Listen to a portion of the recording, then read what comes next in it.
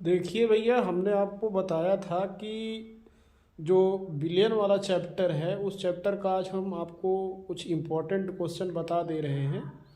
सबसे पहली चीज़ तो ये ध्यान देना कि जो ट्वेल्थ के स्टूडेंट हैं उनके लिए सेकंड पेपर का जो पूरा केमिस्ट्री है उसका वीडियो पूरे चैनल पर अपलोड है।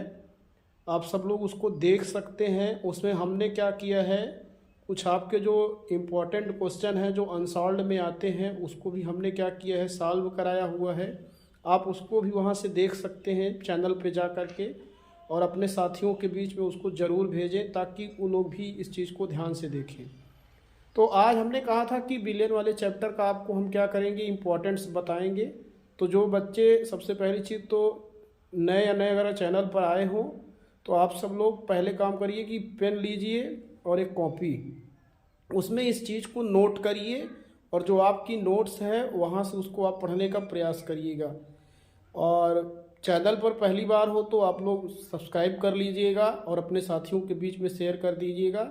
बिलियन वाला जो चैप्टर है केमिस्ट्री में, वो पहला चैप्टर है, उसमें कुछ गिने चुने क्वेश्चन हैं, फिजिकल केमिस्ट्री के अंतर्गत आया किया करता है। तो उसमें सबसे पहली चीज़ तो ये ध्यान दीजिएगा कि जो बिलियन की सांद्रता व्यक्त करने के लिए 4-5 विधियां हैं, जैसे नॉर्मलता है, मोलरता है, मोललता है, फार्मलता है और मोल प्रभाज है। तो इसमें से एक क्वेश्चन निकलता है बहुविकल्पी टाइप का, चाहे मोल प्रभाज पे आ जाए चाहे मोललता पे आ जाए, और एक न्यूमेरिकल यहाँ से निकलता है। तो ये एक टॉपिक तो ये इम्पोर्टेंट होगा, मोलरता या मोल प्रभाज से आपको न्यूमेरिकल याद करके चलना है। उसके बाद फिर आप आगे बढ़िए तो इस चैप्टर का जो सबसे इम्पोर्टेंट टॉपिक है वो है राउल्ट का नियम। राउल्ट का नियम और उसका अनुप्रयोग, इसको आपको ध्यान दे करके चलना है। उसमें पूछा जाता है आदर्श विलयन क्या होता है, अनादर्श विलयन क्या होता है, ये भी एक क्वेश्चन ही है।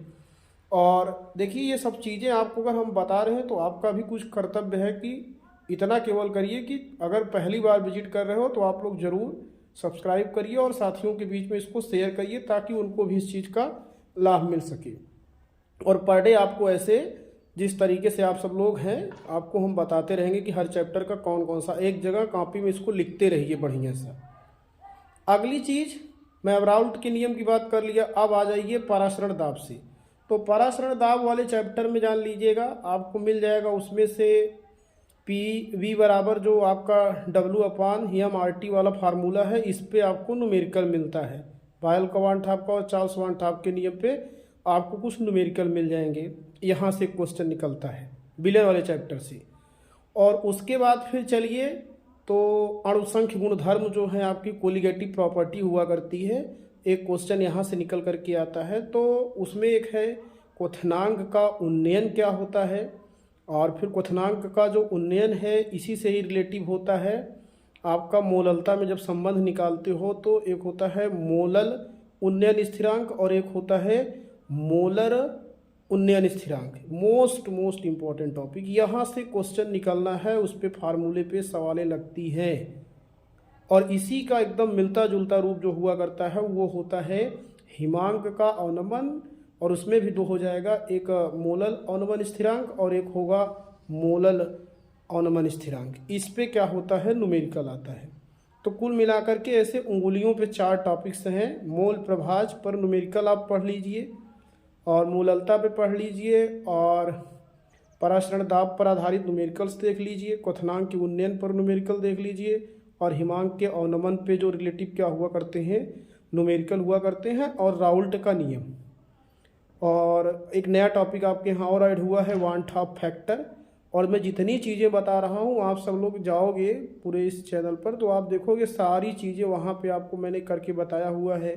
न्यूमेरिकल भी हर टॉपिक पर मैंने लगवाया है, प्लेलिस्ट है, आप लोग प्लेलिस्ट को आप लोग चेक कर लीजिएगा। वहाँ प्लेलिस्ट में सारा पूरा बिलियन का पूरा जो 22-23 लेक्चर है पूरा अपलोड है, उसको वहाँ से वीडियो से आप स्किप करके, जो बच्चे पढ़े हैं मान लीजिए तो ठीक है, जो बच्चे नहीं पढ़े हैं वो लोग इसको ज़रूर पढ़ लें। बस इतनी ही बात है। और आप सब लोग बताइएगा कमेंट करके कि जो हम चीज़ें बता रहे हैं आप सब लोग पढ़े हैं कि नहीं, आप कहाँ से हैं, और ये भी बताइएगा किस विद्यालय में पढ़ते हैं। बाकी सब लोग ठीक रहिए, एक निर्धारित टाइम टेबल बनाइए, पढ़ाई लिखाई करिए, ठंडी भी है लेकिन उसके साथ साथ आप अपना करियर भी ध्यान दें, और बेवजह इधर उधर चीज़ों में ना घूमें, सिर्फ अपनी पढ़ाई को फोकस करें। मिलते हैं एक नए वीडियो में। बस यही इतना कहेंगे कि सब लोग वीडियो को शेयर कीजिए और चैनल पर पहली बार विजिट कर रहे हो तो सब्सक्राइब जरूर करिए। यही हमारी आप सब लोगों से यहाँ पर एक गुरु दक्षिणा होती है।